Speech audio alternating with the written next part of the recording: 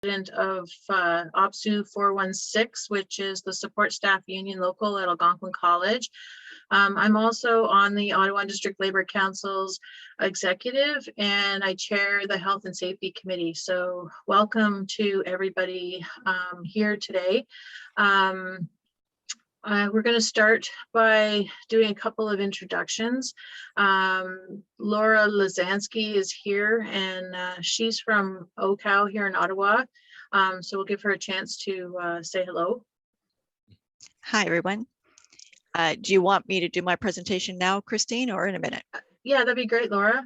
Okay, so thank you, everyone, and welcome for coming tonight on this really important issue. And my thanks to the Ottawa District Labour Council for taking on workplace mental health. And right now, whether it's physically at work or as we currently are right now, working from home, most of us, it's still a very important issue. So my background is I'm the National Occupational Health and Safety Officer for the Canadian Association of University Teachers, and I'm also the president of COPE 225. So my role at OCOW is the chair of the local advisory committee, and Sean McKinney from the Labour Council sits there as well. So OCOW has been around for around 30 years. They're occupational health clinics started by workers for workers, but funded by the ministry. So under WSIB, under the Ministry of Labor, that's where we get our funding from. And the occupational health clinics provide occupationally trained doctors, nurses, ergonomists, and occupational hygienists who specialize in workplace disease and illnesses. And they provide a lot of services which you in your workplace, whether you're unionized or not unionized, whether through your union or the employer, or even as a worker, can access those free services.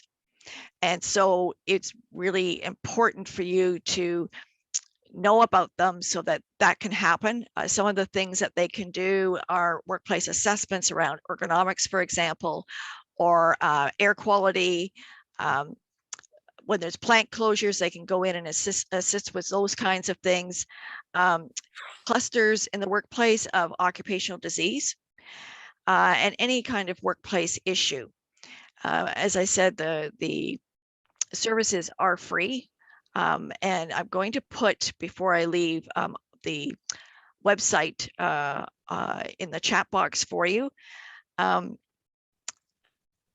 The one thing that I do want to draw your attention to when you go to the website is OCOW has been doing a series of pandemic surveys on mental health. I'm not sure if they're still open yet, but if you click on the website, you'll find them. And if they're still open, you may want to participate. The other important piece is the mental injury toolkit that's housed on OCOW's website.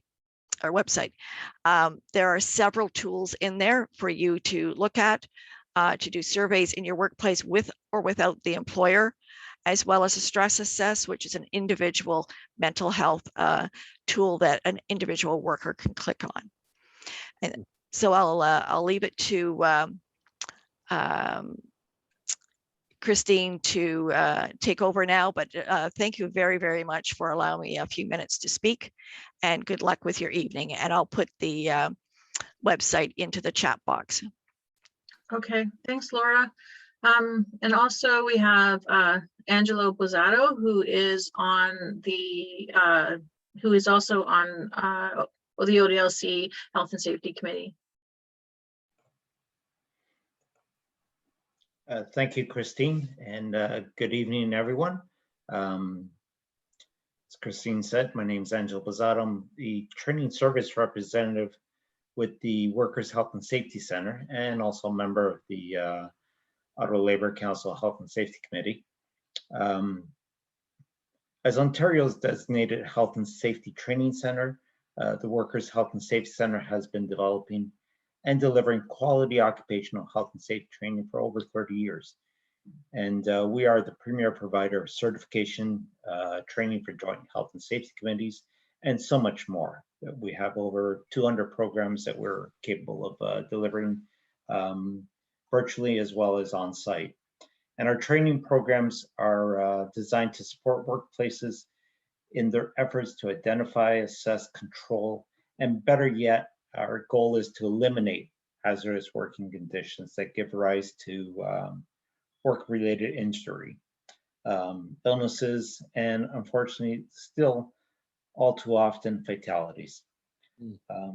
With the onset of the pandemic, our delivery methods may have changed, but the Workers' Health and Safety Center virtual classroom offers an innovative solution to help workplaces complete essential health and safety training in live, real-time virtual sessions. Our virtual classroom training provides the same comprehensive curriculum and learning outcomes so many have come to trust. Like our traditional classes, our virtual classroom training applies adult learning principles to ensure training is engaging, relevant, and also achieved. Quality is further assured as all our training programs are delivered by Workers' Health and Safety Center qualified instructors. And just to let you know, we do have a number of programs that are related to this evening's topic on mental wellness. We have programs such as stress in the workplace, workplace violence and harassment, critical incident and post-traumatic stress, and our newest one, psychosocial hazards and workplace mental health. All these are 3-hour programs that can be delivered virtually for your own organization. Some of them are available on our website. So please do feel free to visit our website, and we do have a number of programs available there, as well as information packages on the pandemic, resource sheets, and I will post my contact information in the message board this evening, so that if you like, you can contact me directly, or you can just visit our website and acquire some of the information that you might be interested in. So with that, Christine, I will turn it back to you. Thanks, Angelo. So we'll move on next to our speaker tonight. Just as a hint, I know we're doing this in meeting format, and it can be sometimes difficult to follow who's the speaker. It allows for more dialogue if we want to have a conversation later. However, it does make it more difficult to find the speaker. And if you click in the top right-hand corner where it says view, and you click on speaker view, that will allow the speaker to be the main thing you see all the time. So whether someone's asking a question or not, so or no matter what's happening. So it can make it easier to see who's actually speaking. Just going to introduce Dr. Leblanc. So Dr. Jean-Luc Leblanc holds an Master's of Science in Exercise Physiology and a PhD in Clinical Psychology, both from the University of Ottawa. He is a mental health professional who assists employees and organizations to create healthy and viable work environments. He has a private practice as a clinical psychologist in Ottawa, Ontario. He's a member of the College of Psychologists in Ontario with a focus on adult, marital, career, and occupational health, and also manages a consulting firm, Jean-Luc Leblanc Counseling and Consulting, specialized in occupational health psychology. Dr. Leblanc has close to 39 years experience designing and carrying out interventions at both individual and organizational levels. He has offered individual counseling sessions as an employee assistance professional, also known as EAP, since 1988. Supervised individual EAP counselors between 2005 and 2014, and has served as a private coach for federal government employees since 2003. He has also developed and offered training sessions in a classroom setting, as well as in webinar and web video conference formats in the following areas: organizational change, coaching and mentoring, career development, organizational effectiveness, people-oriented skills, stress management, work and personal life balance, emotional intelligence, mental health, language, anxiety, and performance management. In addition, for groups with unique work-related challenges, such as members of the Royal Canadian Mounted Police, Immigration, Refugees, and Citizenship Canada, case managers, Transportation Safety Board investigator, Justice Canada Legal Counsel, who worked on the Indian residential school files, as well as the War Crimes and Crimes Against Humanity unit at Justice Canada. He developed and facilitated workshops on the following topics: organizational resilience, communicating with next of kin following accidents or other tragic events, the grieving process, vicarious trauma and compassion fatigue, and suicide prevention. So welcome, Dr. LeBlanc. We're very happy to have you here tonight. And I will pass the reins over to you. And I'll just ask a question at the beginning. Would you like people to ask questions throughout, or would you like people to hold their questions until the end?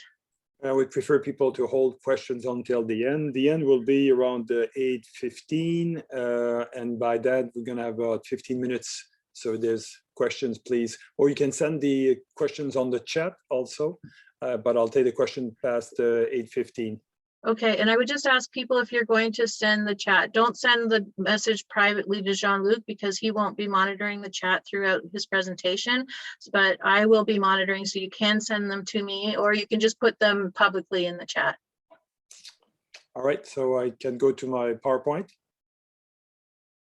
Yes, take it away. I take it away. There we go. So thank you very much for all of you for being here tonight at 7:15. I'm sure there's a lot of other things you may need to do at home. So I'll try to provide you with some entertaining and some practical exercise and some information that I hope will be useful to you. And I'd like to thank again the Christine Kelsey for reaching me, and the Ottawa District Labour Council for being interested in what I could present on that critical topic. So here there's some of these slides I'll go a little bit faster, so I'll be going more slowly. So let's take it from there. So that's on my side.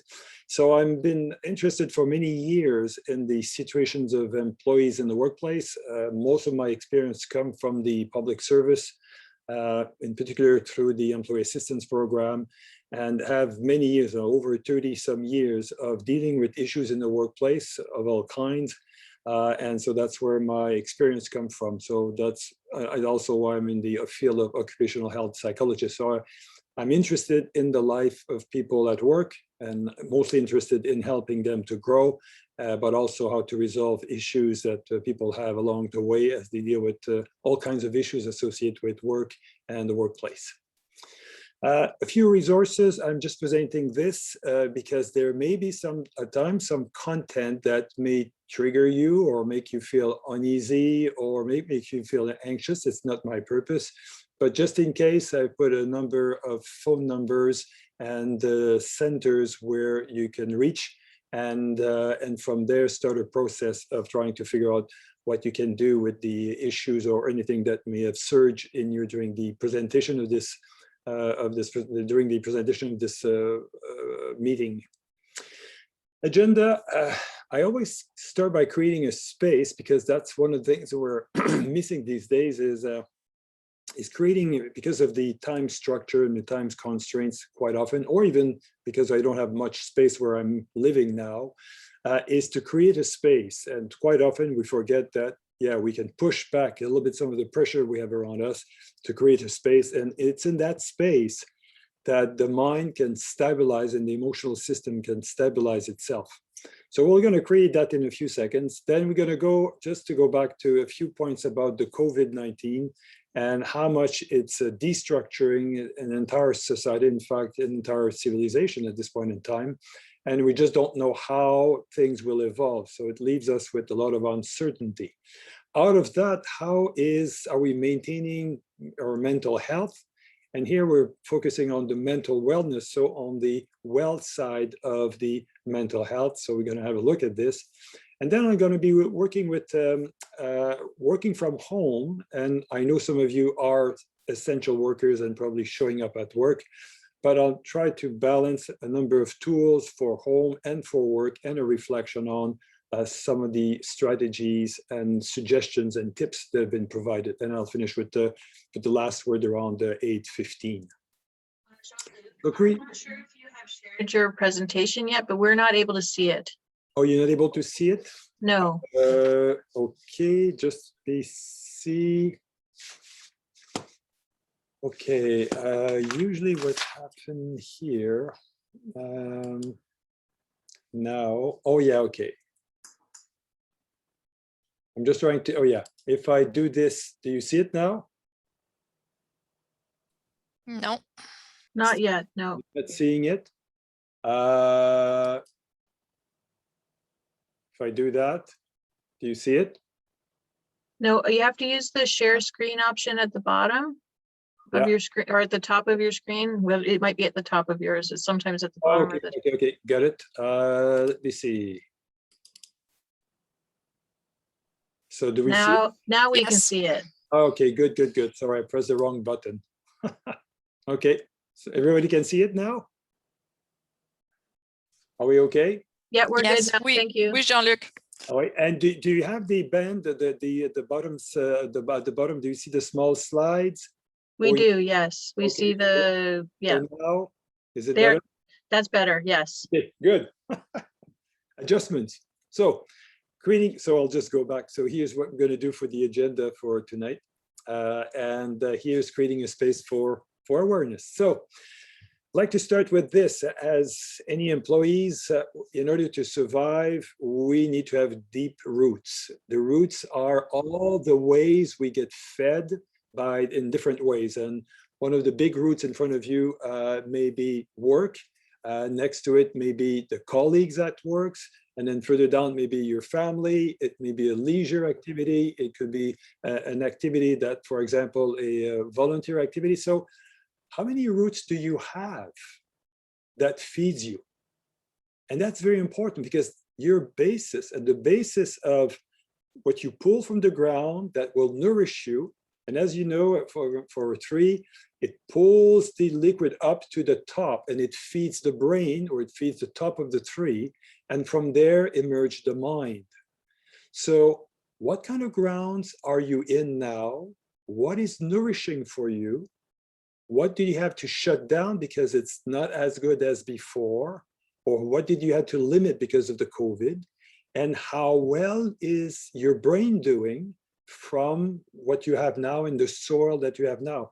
Like I have a lot of people saying, well, I don't have the leisure I used to have. I don't have the outlets. I work long hours, but I just can't go to the cinema, or I cannot go to a restaurant, for example. So you can see that something is missing in the feeding, and that impacts the brain and impacts the mind. So in order to make it more concrete, here's an exercise that we're gonna, so I'm just gonna get here, okay. Called 1 minute for myself. I'm gonna take a little bit more than 1 minute, but you'll see there's a number of elements in that exercise. So first of all, you bring yourself to the edge of the chair that you're sitting on now. If you're sitting, you may be standing, and have your feet a few inches apart. And make sure that your feet are well grounded in the floor or on the carpet, for example. And from there, have your knees on top of your feet. Your hips at the and your buttocks are at the edge of the chair because it allows you to have your back straight. One of the things we're seeing, and you may have revisited that recently, is issues about musculoskeletal issues because we're just on a crooked chair and we get a crooked position and we stay there for too long. So have your back straight by positioning your hips in such a way that your back is straight. And when I say the back straight is I want your spine to be a pillar. And that pillar is important because it helps you fight gravity and distribute the weight of your head along the entire range of the surrounding of your body, which is the upper part of your body. Now you can imagine your head is like a bowling ball on top of a bamboo stick. And the moment I move a bit my head, all the weight of this ball start to shift, and then it's the entire muscles of the body that are trying to pull and become stiff. And over time, we end up with having musculoskeletal problem because the head is not positioned well. So back is straight, shoulders are slightly toward the back. It opened up the rib cage. One of the key elements to regulate your day-to-day at home or at work is your breathing. As we'll see, the longer you breathe, the exhalation, the longer is the exhalation, the more it calms you down. You'll see also that when you exhale, there's a release of tension in the muscles. So exhalation is connected with relaxation, the way you exhale. Then you bring your head, so you bring your chin toward your chest, so to straighten up even more the spine. You put your hands in a position where you feel comfortable, and there you get into a position of stillness. Now, the more still you get, which is absolutely terrible for people who have ADHD, but to tolerate the stillness is to get a sense of what's going on in you. It allows you to stabilize the external stimuli, or to reduce the external stimuli, to stabilize yourself. And as you stabilize yourself, to become more capable of going inside of you. The second thing that we need to work on once the body is stable and relatively comfortable is to make sure that your eyesight is focused on a dot in front of you. So you can take your pen, make a dot, or look at your keyboard, so that your eyes are not scanning the room, because every time you scan, you see object. As you see object, you make association. As you make association, it leads to out of control connections with whatever is not working well, which is the default in your life. So the body is a stillness, the eyes are focused, and as you maintain that for a few seconds, then you become aware that there's something else that keeps moving. What is moving in you once you're still?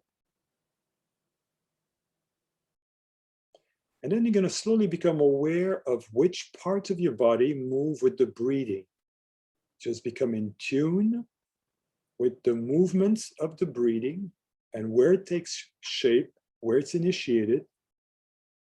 Is it in your belly? Is it in your chest? Is it close to the shoulders?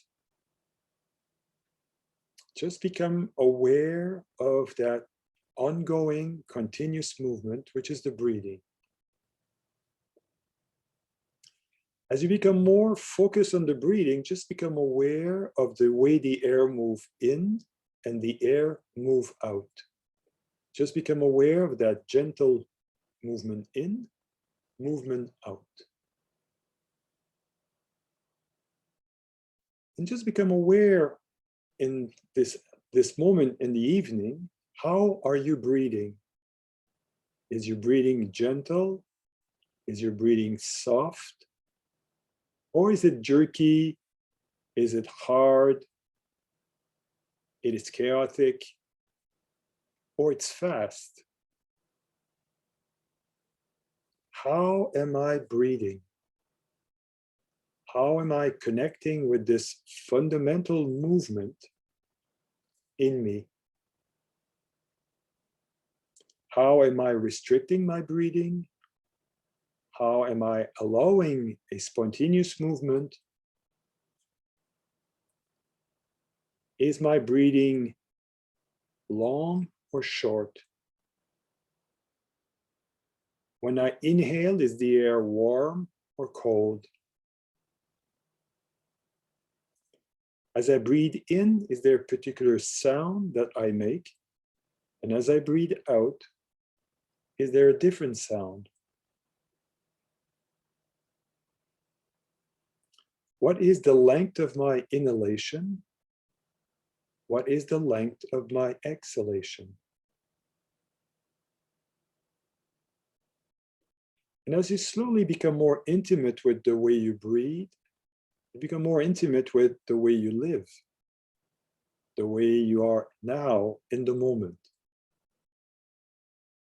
And the next step to further that presence to you, you can imagine that as you inhale, it's like a pendulum moving toward you. And at the end of the inhalation, you can say to yourself mentally the number 1.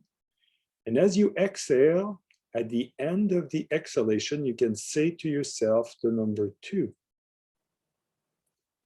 And for now, just track the air moving in. And at the end of the inhalation, you say 1. And then when you exhale, at the end of the exhalation, you say 2. Just become aware of that very simple movement with tracking with your mind the 1 and the 2. And in doing so, just see if it's easy for you to maintain your attention on the inhalation and the exhalation.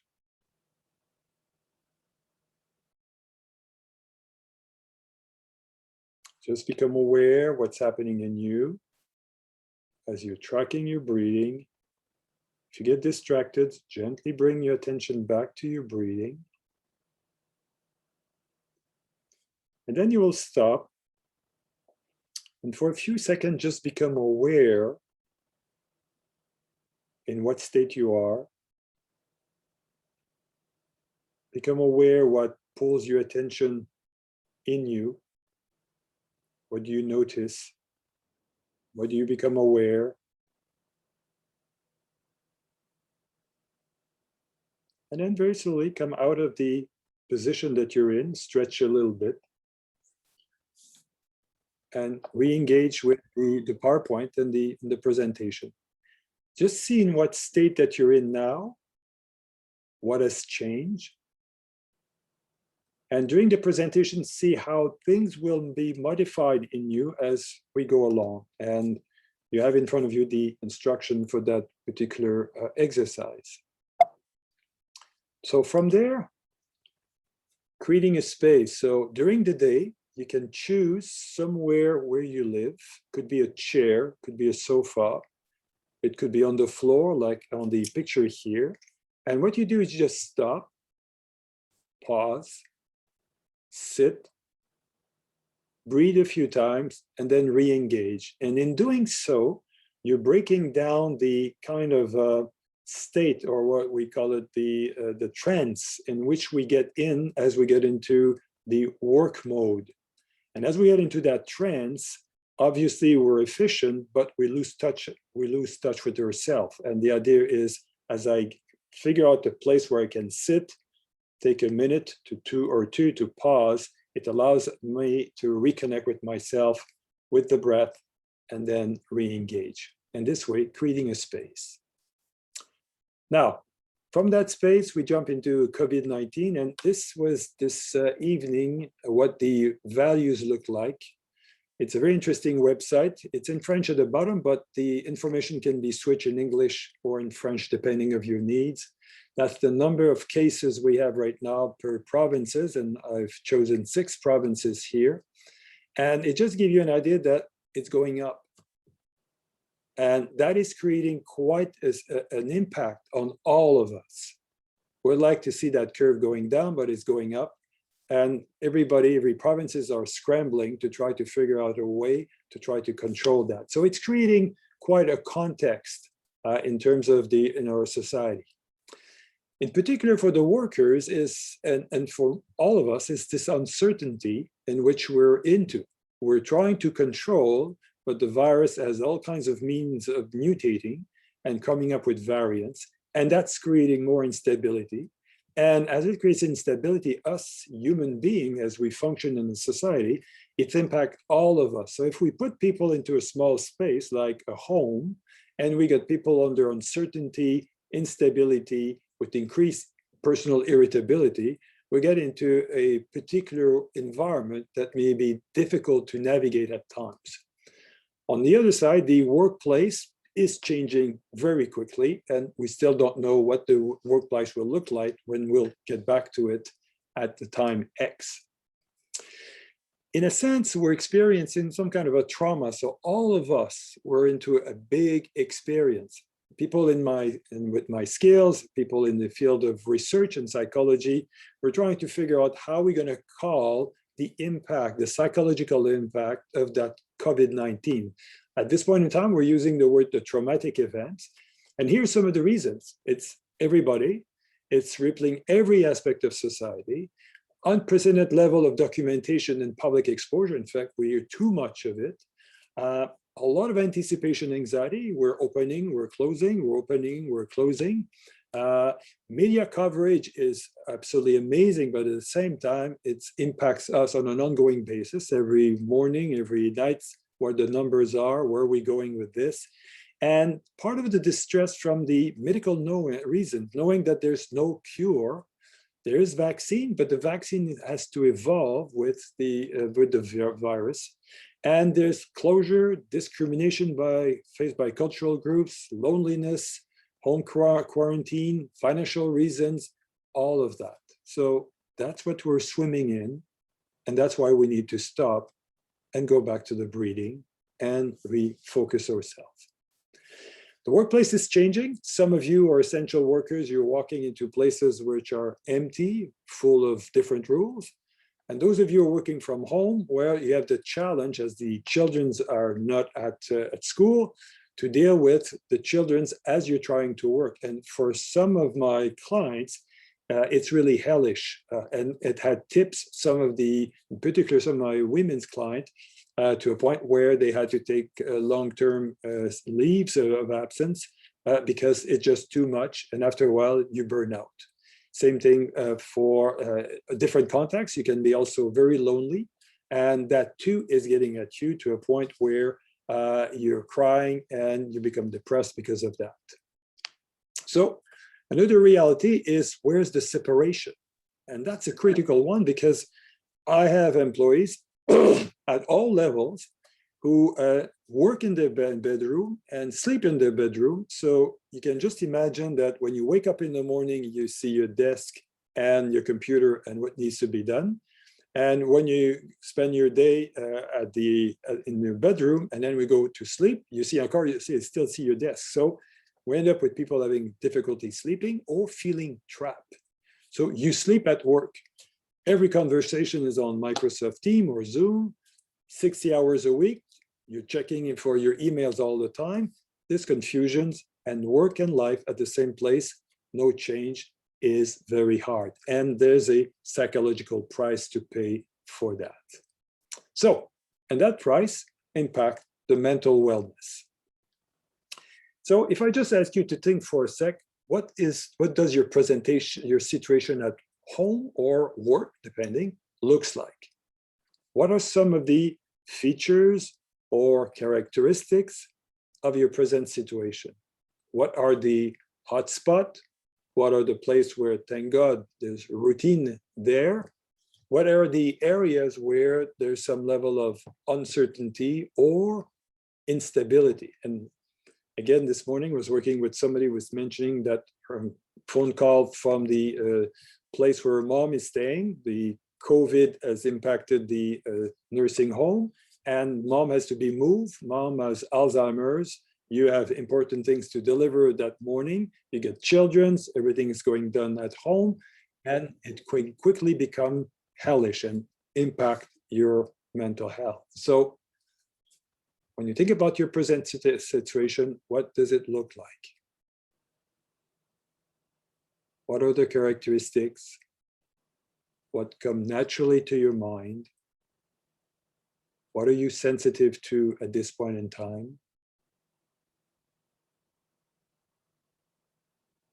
And so people use that kind of exercise on an ongoing basis to keep a journal, a personal journal of that journey, the COVID journey, how they're coping, how they're doing, so they keep track of their evolution in this, and at the same time of the family and of themselves as a tool to work that period of time. Now, as you look at your situation, I could ask you the following question. Would you say that your mental health is excellent, very good? Is it good, fair, poor? What would you choose out of 5 choices spontaneously?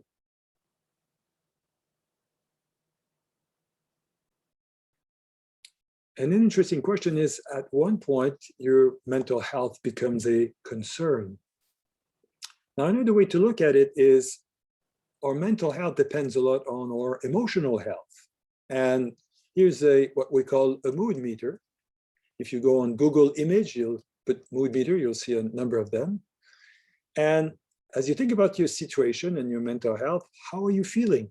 So we can go at, there's 2 axes to measure emotions. There's level of pleasantness, +1 to +5, or unpleasantness, -1 to -5. So how pleasant is your inner state right now?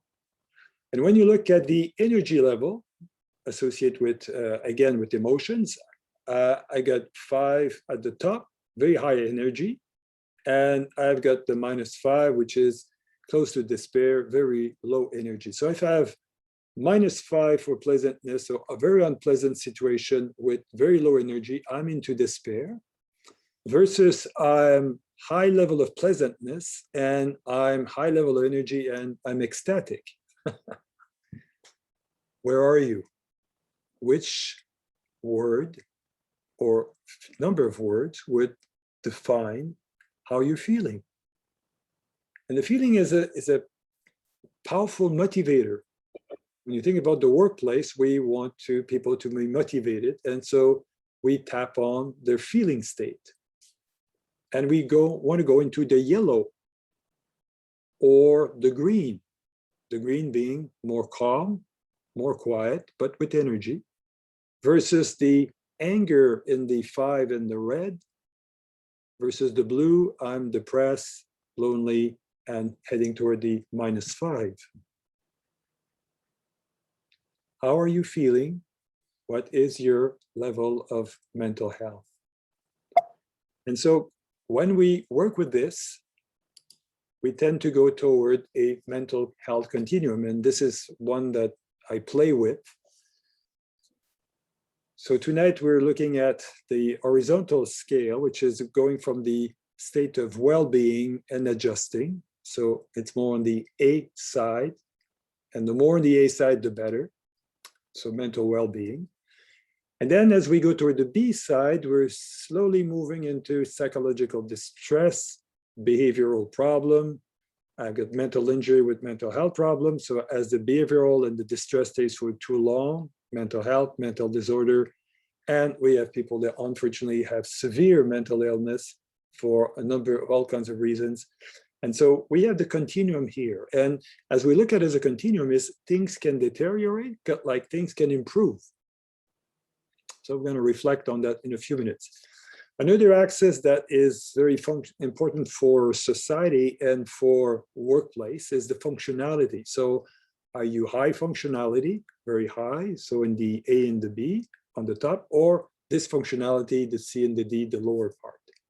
And then we get a scale on the severity. So using a number of these scales, we can come up with a diagnosis. And the diagnosis allows us to navigate some of the intervention. But what I'd like to do and emphasize is the well-being side.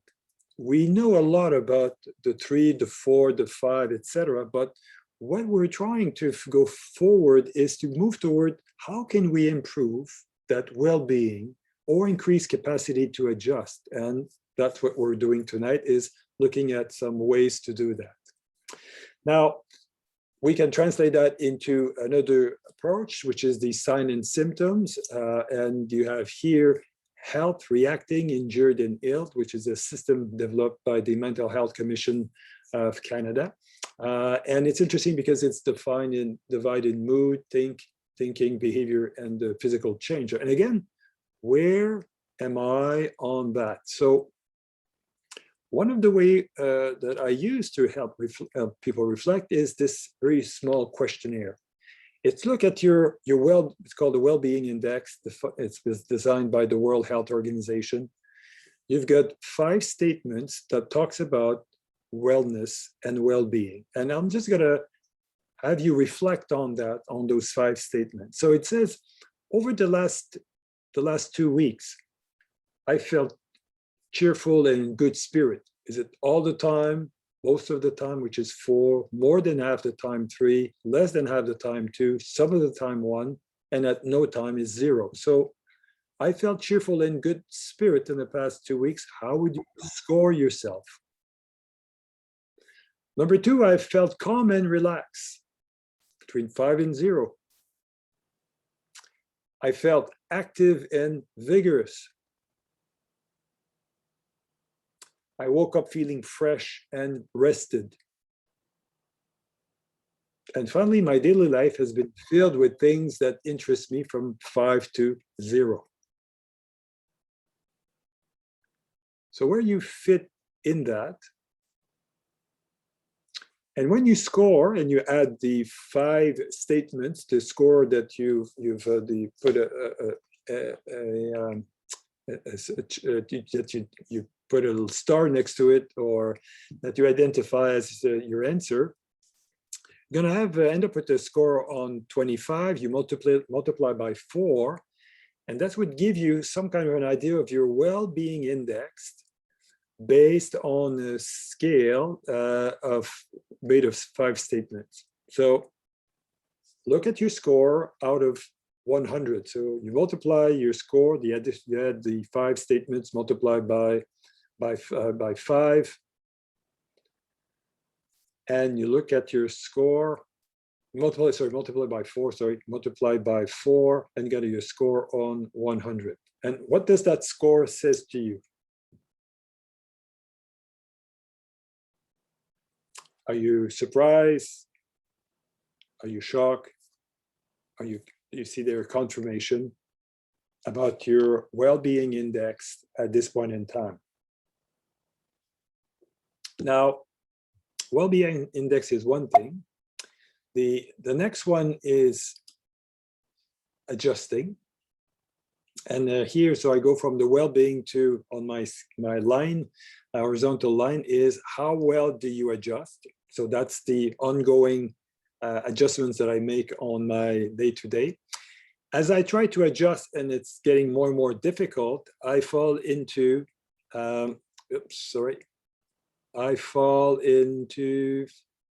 well, here shouldn't be the well-being index, should be another one. So sorry for that. So for one reason or another, it's not the right, it should have been the distress score. So we're going back to the well-being index, and here in this point, we have my scores out of 100. So usually what we do is we compare your well-being with your score on the distress scale. And from there, we see how it fits or how it balances. So it'll be another time. So as the distress takes place, I become psychologically stressed. And here I'm using Richard Lazarus' definition. And Richard Lazarus was the equivalent of Hans Selye in terms of the research. Hans Selye was discovered distress from a physiological point of view. Richard Lazarus really developed and articulated the concept of psychological stress. And he says it's the relationship between you and your particular environment, your particular situation, and in particular, how you appraise.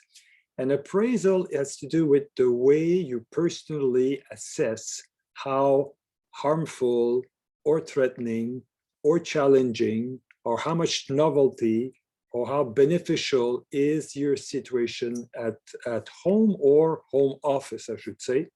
And is it taxing or exceeding your resources? And so the less resource I have, the more less capable I am of adjusting, and then we get into major problems. So in his definition, it's the way you personally assess the situation, and the 5 factors here from harmful to beneficial are all creating a way of taxing or exceeding your resource and endangering your well-being, so mobilizing the famous fight or flight response. But it's the meaning you give to events, and the meaning you give to events is very particular, because if there's a freedom that we have as human beings, as Viktor Frankl said very well, is the decision or the attitude that I take with regard to events. So that you're stuck at home, that you're overworked, that you have issues with your children or partner, for example, all of that, your response will depend on how you appraise the event. And so Viktor Frankl was saying between the stimulus and the response, there's a space. In that space, our power to choose is our power to choose our response. And in our response lie our growth and our freedom. So as I'm working from home, most of you, challenged in very different ways, I have a tendency to be irritable. I always have between what is demanded to me and my response, a space of decision. And in that space of decision, depending on my attitude, I can grow or I can make things worse. And that's where the freedom is. And so that's the appraisal. So demands, resources, and at the center, getting in the right mind. And like Hamlet was saying, there's nothing either good or bad, but thinking make it so. So how aware are you of the way, the attitude, and the kind of thinking that you put on events happening around you? And some employees have a tendency to be overly negative, and so everything becomes a big issue. Others may have a more gentle and open attitude toward whatever comes to them, with the idea that I will adjust depending of what happened, and they trust that they'll find a solution. So different ways of addressing situations by the way you appraise events. So, okay, here's my subjective unit of distress.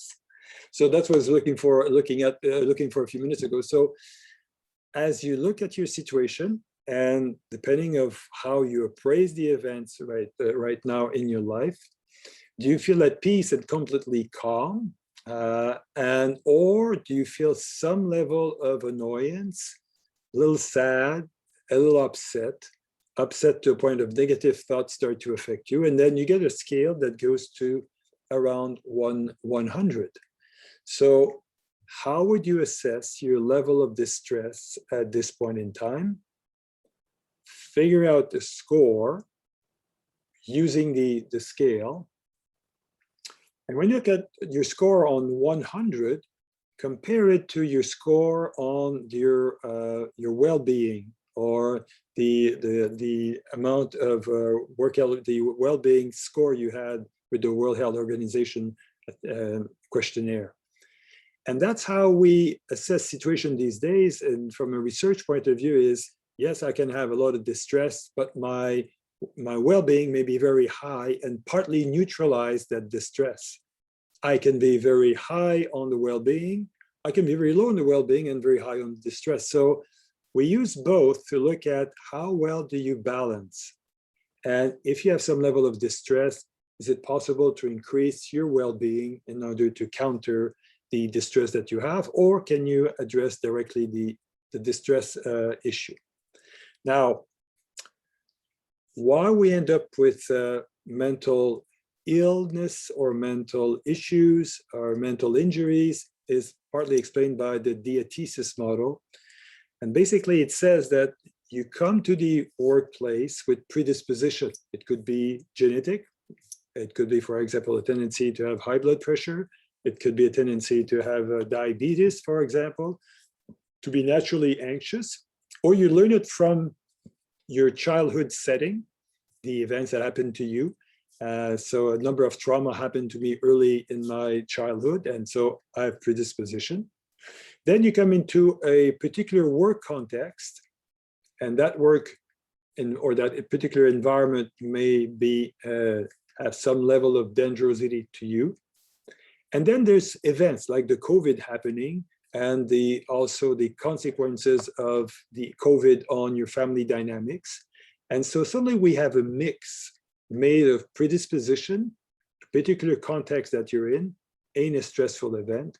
And it reminds me of one of my clients who the predisposition to anxiety, work in the communication in the federal department, high pressure, fast delivery context. So anxiety is kind of nourished by a predisposition to anxiety is kind of nourished by a work environment, and comes in a new boss who is a bully. And one day, as you're a bit more fragile, the bully comes into the picture, and the way he treats you is at exactly where you're fragile, and you get the breaking points. And so that's one of the approach to explain why we end up with people falling and hitting a breaking point. So back to you. How aware are you of your predisposition? Vulnerability, for example, to work in closed environments like a small apartment, an environment which is the context of the COVID, and a lot of pressure. And then suddenly you are at risk. So by the awareness is to how can I prevent and protect myself from getting to the breaking point. Now, if we move away from the breaking point, then we want to nurture more the mental wellness. There was a very good document by the Canadian Institute of Health Information that would say, well, 5 potential components of a positive mental health is, what's your ability to enjoy life?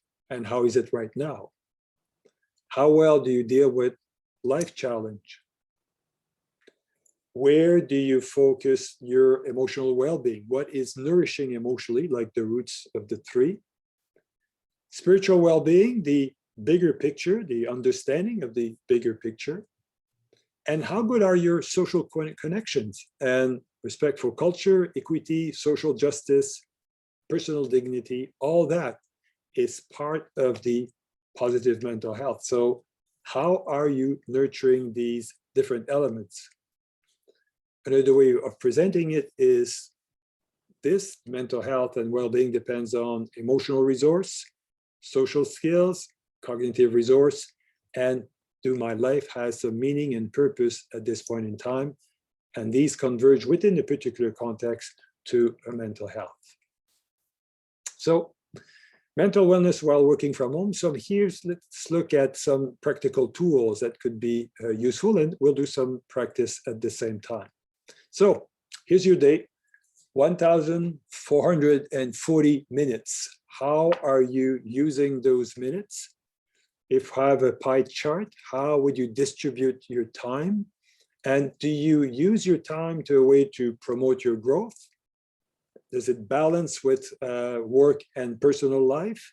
How is it that you use it? And that's another freedom that we have to some extent, is the use of that number on a daily basis. So work-life balance, or balancing professional with personal, is a term to talk about how you distribute the time between your professional and your personal obligation. And these days, I'm dealing with a lot of people who are spending more time sitting at a desk at home, maybe in their bedroom, and suddenly they start to see that their personal time is shrinking at their detriment. Going back to a 3, it's like you have a one big root, which is the work root that is expanding, but the other roots are becoming smaller. And at one point, your tree becomes more vulnerable. So let's look at what could be a good work-life balance. So some of the reactions I've come across in the past few months, something like that. So at home, for those who are at home during the pandemic, still crazy, trapped at home, can't stop worrying, so anxious I can't sleep. And you could probably add your own if it's not, you don't see anything that is close to what you are experiencing. But you can see for a lot of people, we do talk about the advantage of working from home, but we also have some of the consequences also on the other end. And for some people, it's not a fun place to be at home and working. One other phenomenon that is important and is impacting a lot of people is the loneliness. And here you can see some of the distress symptoms associated with loneliness. And we end up with all kinds of weird way that people cope with the loneliness.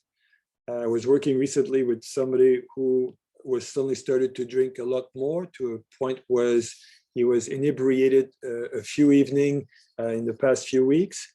And he had to be told by his wife, well, shape up, because if not, you're going to be alone, and more alone than you think.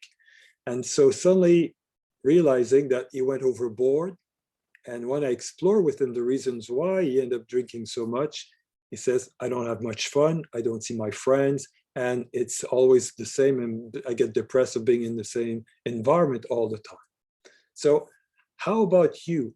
What do you see yourself doing that you were not doing before? That can be labeled as inappropriate coping or dangerous way to cope, versus more growth-promoting ways of coping. So what do you see yourself doing these days that you're not doing before that may not be at your advantage? One of the other big struggle is the parenting, and I could go on and on, but I'm not an expert in child psychology nor in family dynamics, but I end up at times working with some families. But some families have a really hard time. And in particular, it falls on women quite often to manage the kids and do at the same time to do the work and manage both, while trying to find some scary, some very scared, not scared, but some very tiny moments for themselves. So I put some suggestions, but the parenting is a very big issue during confinement.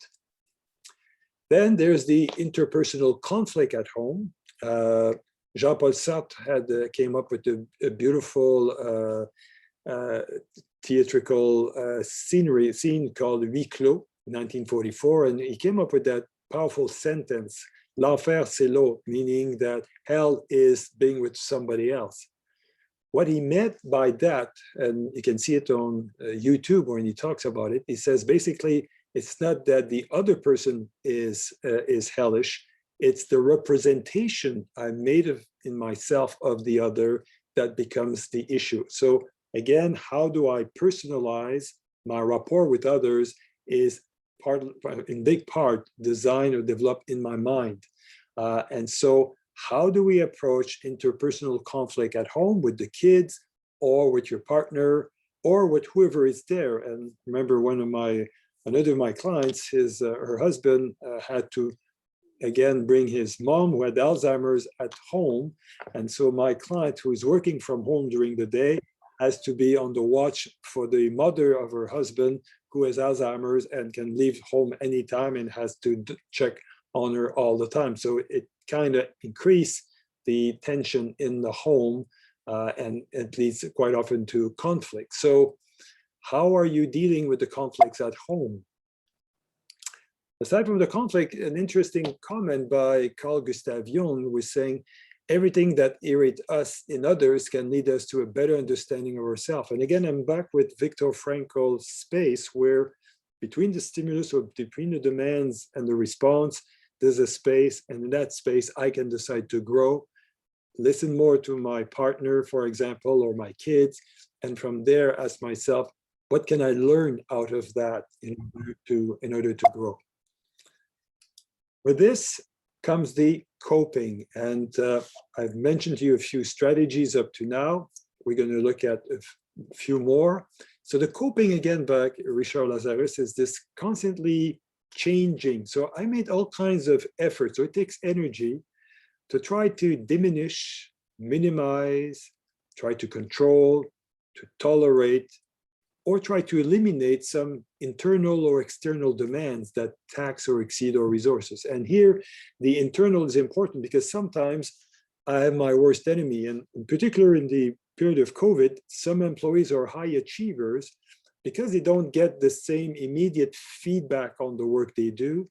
They tend to double and triple the amount of work they do just to make sure that they please everybody. And then they're at the mercy of this perfectionistic attitude inside where they demand too much of themselves for what they can get in terms of return, and that leads to burnout. However, there are people who start at 7 o'clock in the morning, and by 9:30, they're still sitting in their chair trying to resolve issues in the workplace. I have employees that have requested blackout in order to survive because they're working now 7 days a week.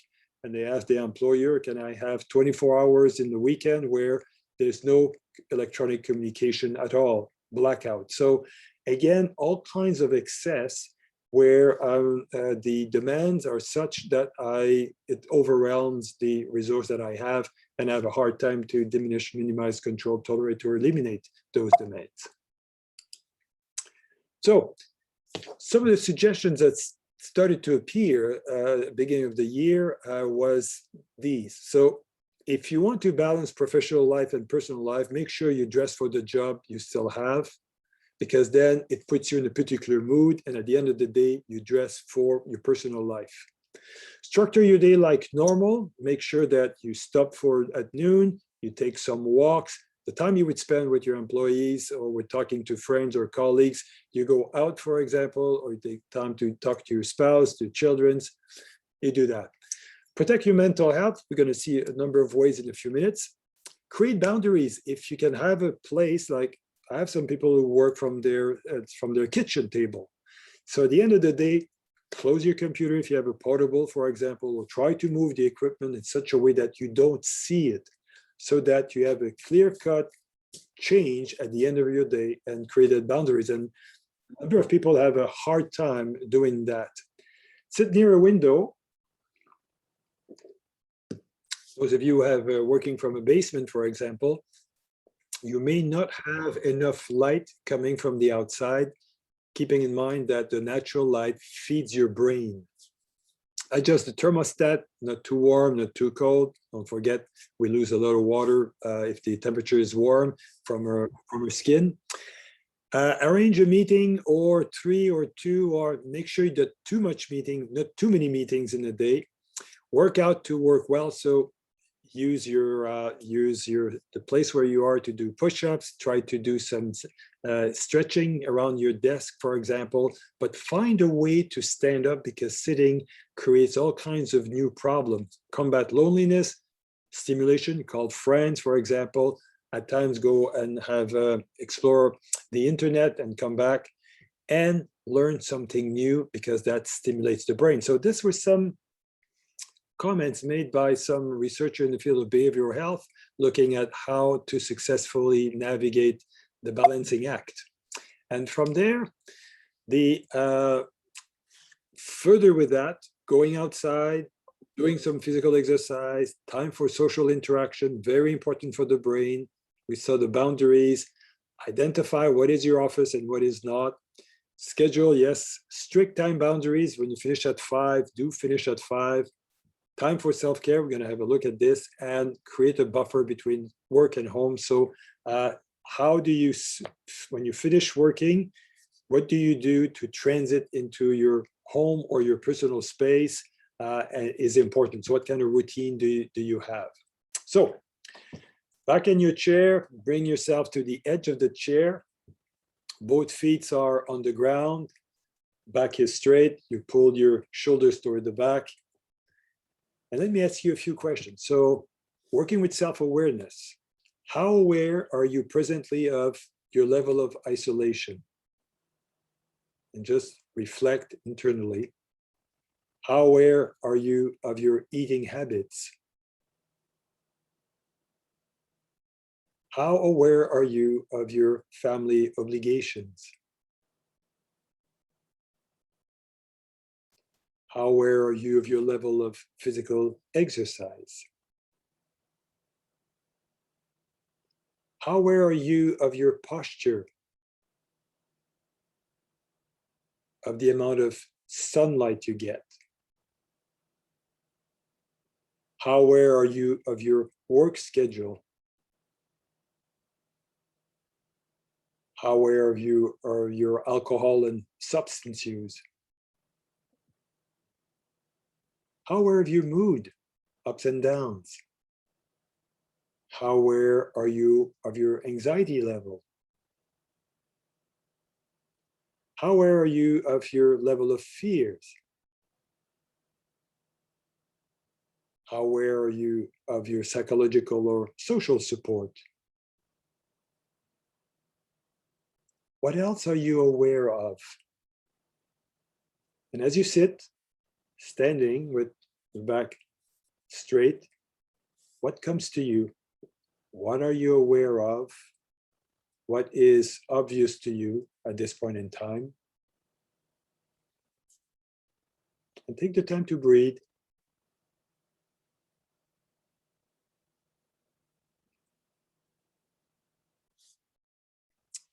All right, and you can come out of the posture with that short reflection. And again, it takes 1 minute to just sit, go through this, and ask yourself, okay, where am I on that list? How well am I doing? Yep, let me see, I'll go back. An interesting technique is called the body scan. You get the body scan exercise. It's a way to stop and to just go through different parts of your body. It was developed by John Kabat-Zinn. You have his book on the left side, and you can do the exercise on YouTube, but it's one way to just go through your entire body and see how things are from an awareness point of view. An interesting technique is the stop. So during your day, you can say to yourself, stop, Or with the awareness, you start to hear that you have a tendency to ruminate. And one of the ways to deal with rumination is the stop technique, is you say stop aloud or internally, inhale, and as you exhale, you come up what we call a coping statement or slogan. There's nothing to worry about. I've succeeded with this before. Stay organized. Take it step by step. Don't rush. And you have a number of them and you can develop your own. So the idea is to use the stop to prevent you from continuing that cycle of rumination, introduce a coping statement or slogan, reevaluate what's going on, and take the time to listen to yourself. And as you do so, you may realize that there are resources in you that you never thought of. But this ability to stop and talk and use the coping statement a little bit like some people use it as a mantra. They keep repeating it in order to calm down or to stabilize.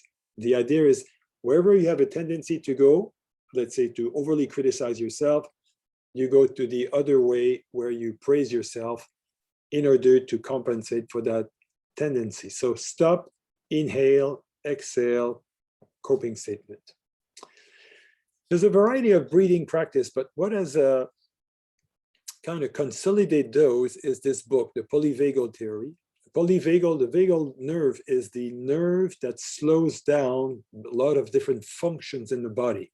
The polyvagal is Stephen Porges realized that recently that there's more than one ramification for the nerve, vague nerve. And in particular, you realize that as I exhale, it has a calming response on the body. You see all the impact it has with the exhalation, breathing slow, heart rate slow, blood pressure decrease, etc. So it comes from the polyvagal theory, but finally we have an explanation why exhaling is so important. So I'd just like you to take a piece of paper and we're just going to pay attention to your breathing frequency right now. So you have your piece of paper, you have a pen. What I'm going to do is I'm going to count from 5 to 0. I want you to put a check mark every time you exhale. And we're going to look over 1 minute, what is your breathing frequency over that minute, just to make you more aware of what am I doing with that, in particular with that breathing. So for now, back is straight, shoulders are pulled toward the back. Be aware of the air moving in and out. And I'm going to count from 5 to 0. And at 0, every time you exhale, at the end of the exhalation, you put a check mark. So 5, 4, 3, 2, 1, it's a start. Every time you exhale, at the end of the exhalation, you put a check mark.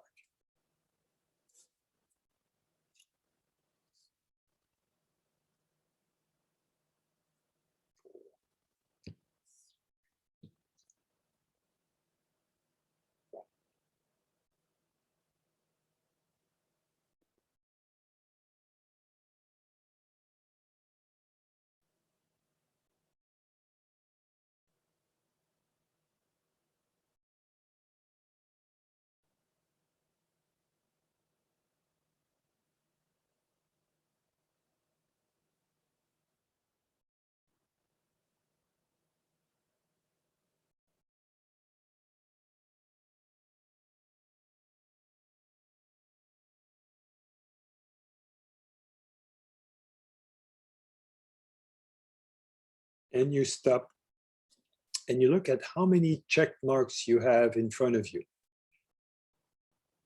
And from there, you're going to have all over 1 minute or 60 seconds, how many times you exhale. And on the diagram in front of you, you can see 13. So usually when we're sitting in a quiet room, our breathing frequency should be between 11 and 14, roughly. As I have stimulus, have demand puts on me, it can go further up. So as I breathe more quickly, it's like pressing on the gas, on the pedal, the gas pedal in a car. You put more fuel in the engine, it goes faster. So as I inhale, I stimulate. As I exhale, longer the exhalation, the more I slow down. It's like putting your foot on the brake. So how are you driving yourself with the breathing? Too much on the gas, too much on the brake. How are you balancing it? So as I get toward 17, 18, 19 breaths per minute, I may be more anxious. I may have lung limitations. I may be a smoker, but something prevent me from taking deep inhalation, and I'm more or mostly in a short, quick, superficial way of breathing, leading to anxiety. As I go toward 7, 6, 5, I'm more slowing down, relaxing, moving toward falling asleep, or a state of meditation where we can reach 3 breaths per minute. So the slower your breath, the better it is, and the more you are capable of slowing down. So how can I use my breathing to slow down is critical, and that's what the polyvagal was saying. So calm breathing, if you go on the website of Anxiety Canada, they have a number of different ways of using the breathing, and here's is one to apply. Now, another thing you can use for your mental wellness is the guided relaxation. And here are 2 interesting books on the topic. Here's a number of strategies to bring relaxation. It's quite easy. I've underlined number 8, the autogenic training. And each of these, if you go on YouTube, you will find some information on that particular approach. But just to repeat to yourself, relax and let go, may be enough to trigger a relaxation state. And that's what Johann Schultz teaches and train people with the autogenic training. It's auto-generated, is to learn to repeat to yourself, relax and let go. And this way you create a relaxation state. So how many times during your day do you practice a particular relaxation exercise? And again, for your mental well-being. And here are 2 books on the topic. Then there's also the benefits of meditation. Here's Mathieu Ricard. It's a very simple book, but quite well written and very full of interesting knowledge, particularly from a science point of view, but easy to read. And you have a number of applications also. Here's 3 applications where with your cell phone, you can, at any time, anywhere you are, practice a type of meditation and receive the instruction on it. It has many significant effects. And here, I won't take the time because I'm getting short on time, but the counting the breath exercise is an interesting exercise where every time you exhale, you put a number on a piece of paper. And once you reach 10, you go back to 1. But if you get distracted, you do go back to 1 right away. So you're monitoring your breathing using your pen and numbers so that your attention remains on a piece of paper and in the present, and that slowly lead to a state of meditation. So here's the mindfulness of breath. You're following the breath, you get distracted, and one moment you get distracted, you go back to regaining the awareness. And that practice leads to amazing effect on the brain, stabilize the emotions, and bring a lot of interesting qualities. So mindfulness of breathing as a powerful tool to stabilize the mind and bring it more clear. And one person that has developed a lot the practice of the mindfulness is Thich Nhat Hanh, and he used to say, as I breathe in, I calm my body. As I breathe out, I smile. Enjoy the moment present because it's a wonderful moment. So how to stay in the moment using the breathing in a practical way is in that book, Peace is Every Step. Then there's this idea of taking a distance, another important element for mental health. That's what we work a lot as therapists and psychologists and psychiatrists is, how can I help you reframe, again, the context and the way you look at the situation.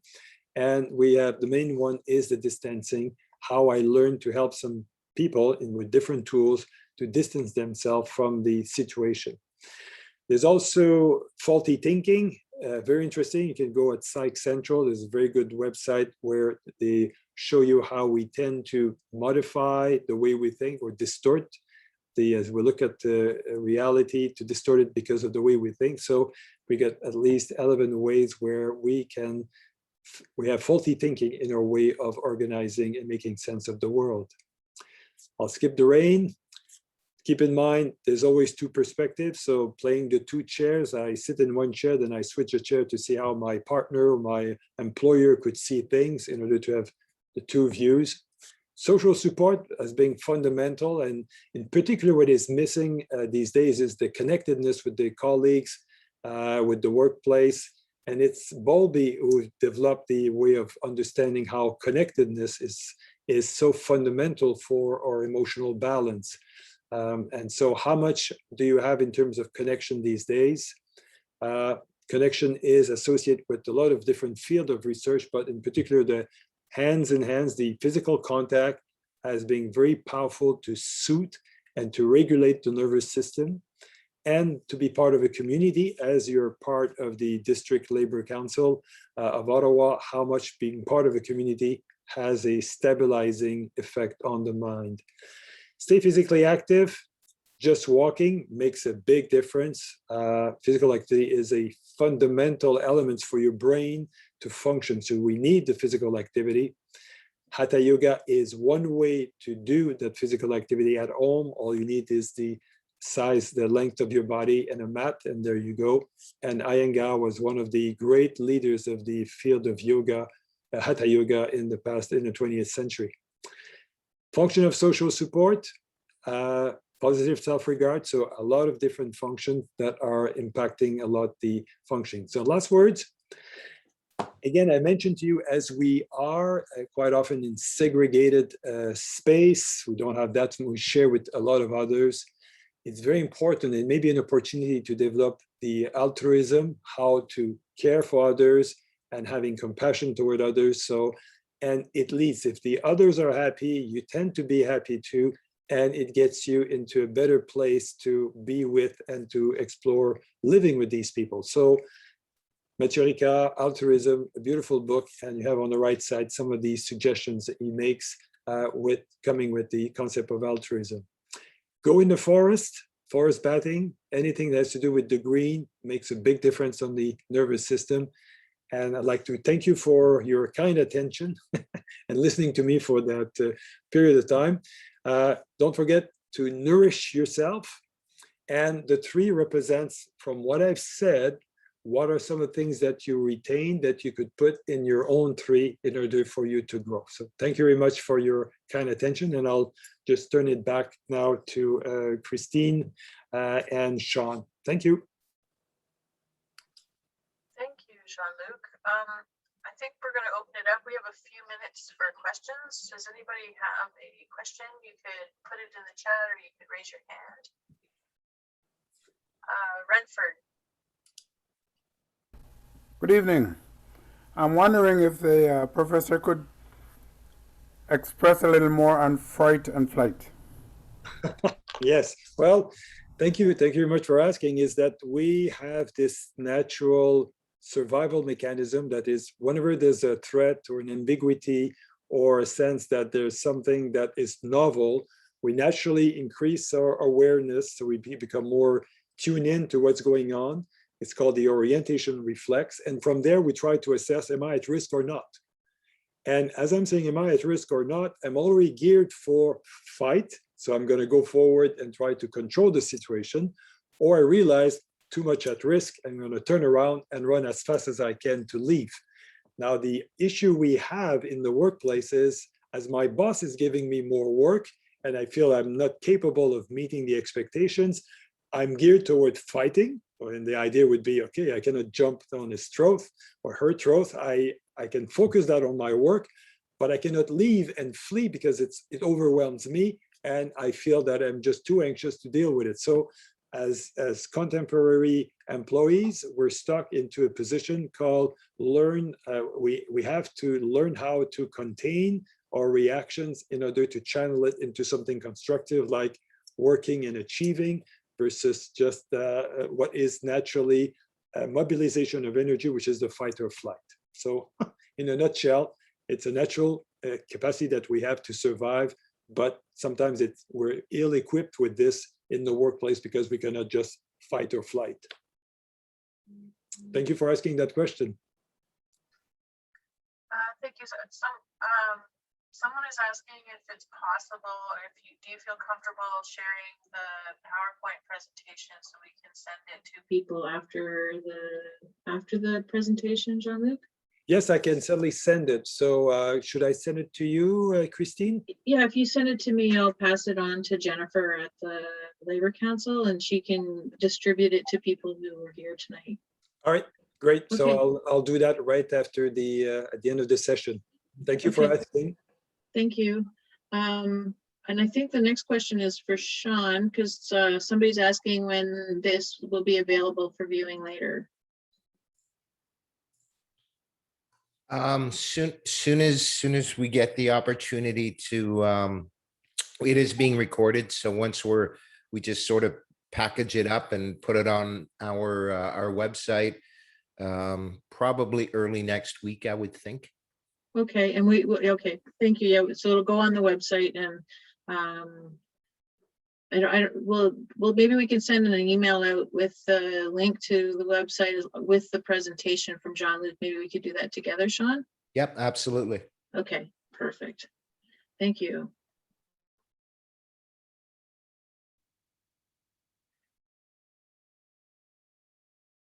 Okay. Anything else that comes to mind, or a reflection or an observation?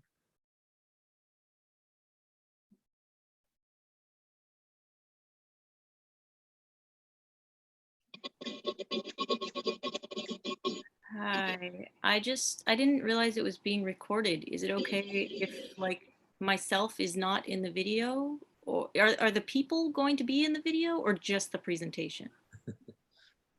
The recording.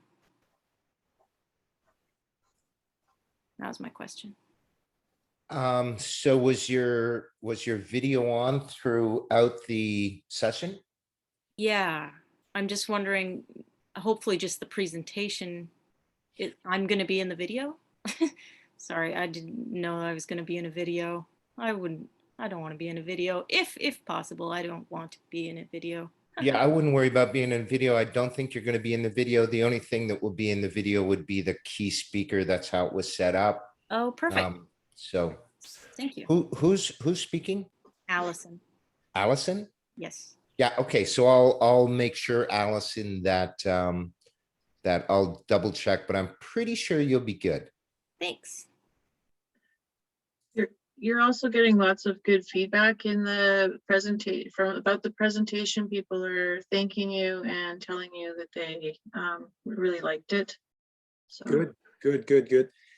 Yeah, it's maintaining your mental balance and your mental wellness is so important.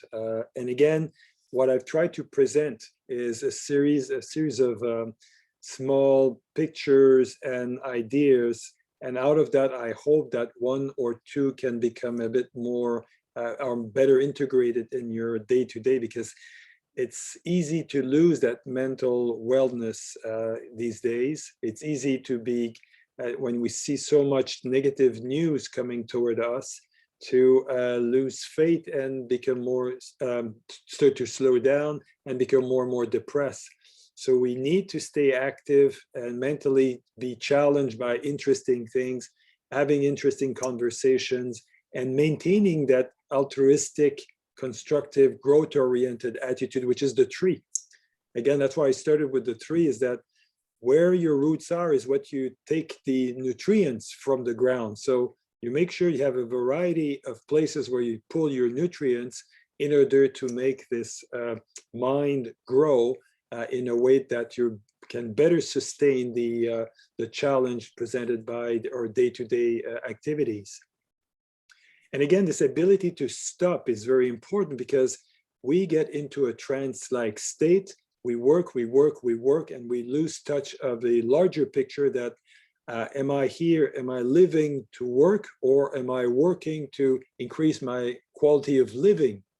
And so for a number of people, the work seems to be gaining on them, and they lose perspective about work is one dimension of a life. It's a number of roots, but it's not all the three. And so we need to be nourished by other things to enjoy that life. And so I need to make some effort to protect myself from that trance-like state where I'm possessed by my work and I disappear into my work. And that's where the breathing, the stopping, the relaxation, the physical activity, the social contact, all out there to make me aware that I'm a person in a particular in a particular life context, which is the COVID-19. Thanks, Jean-Luc. We have 1 more minute left. Is your question going to be able to be answered in 1 minute, Renford? Yes. Okay. Well, you see, I was always afraid of EAP. I didn't understand that they had people like you working there, sir. So I want to congratulate you on being a part of EAP. Yes, thank you, Renford. And I mean, the one I work with, so the Employee Assistance Program of Health Canada, is doing at least an amazing job helping all those public servants who are struggling with all kinds of issues, like all the EAP counselors. It's a very rewarding but challenging job because the workplace is getting more and more complex. And again, this week, I thought I've seen everything, but I still been totally floored by some of the situations I come across. And I would like to write a book one day on all the cases and strange things I came across dealing with people who have issues in the workplace. It's a great place to stop, and thank you very much, Jean-Luc. And we're gonna stop here, everyone. It's 8:30 and we've all been, many of us have been online all day. So but we really appreciate you coming. If you have feedback for us about this presentation, please do respond. You can send an email to Jennifer about the presentation. You can drop your comments in the chat here as well, but you could also send an email to Jennifer. You got emails from her with the link for this. And thank you very much for coming, and have a wonderful rest of your evening. Thank you. Enjoy your evening. Yes. Thank you very much. Bye-bye.